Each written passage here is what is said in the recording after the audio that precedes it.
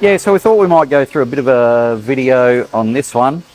I think we had some shots of it or a video last time of all disassembled.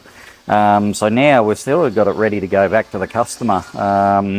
He's going to do a fair bit of work himself. He's going to do exhaust system, brake lines, because he was a brake specialist himself. He's going to sort his motor out, his adapter plate properly for the blower.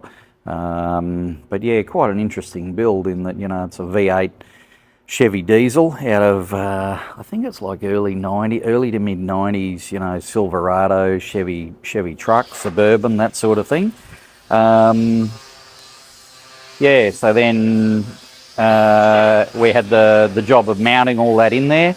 Big, heavy motor and gearbox. So you can't sort of see a lot of it now that all the body panels and everything are back on, but there was a lot of work went into all of the boxing of chassis rails and mounting of the front cross member.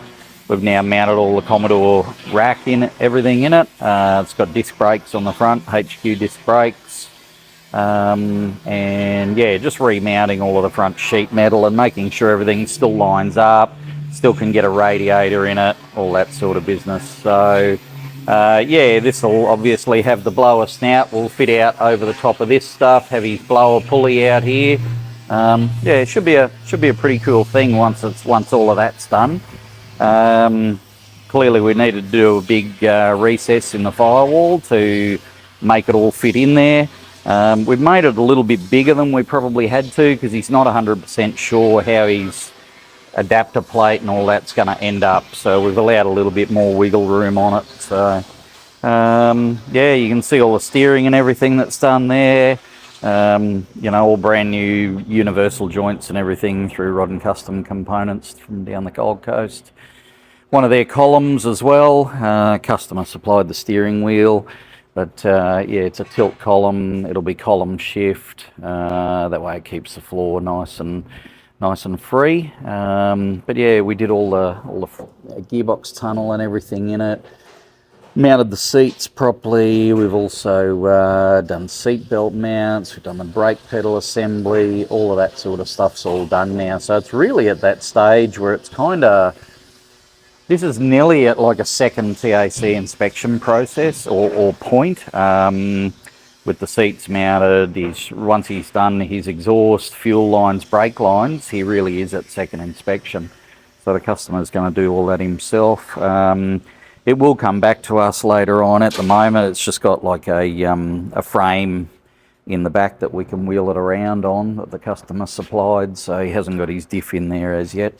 It's going to get a customer supplied Borg Warner diff that's going in the back, V8 Borg Warner. Yeah, which should be sufficient. It's not going to be a race car, but it'll have plenty of torque. So yeah, I think he's going to sort of leave it a little bit ratty looking. He still wants it to look a little bit like an old farm ute, that just with mag wheels and a massive big diesel engine in. So you know, it'll probably upset a few of the purists, but I love it. I love just sort of rocking the boat with some of that sort of stuff. Yeah, we made a massive big new K-frame and everything for the centre just to give the chassis plenty of strength and torsional strength. So yeah, it should easily handle all the power. It's got leaf spring back, and yeah, as I mentioned before, HR front end with coil springs and disc brakes and all the standard sort of stuff there. It has got a roof for it that the customer has.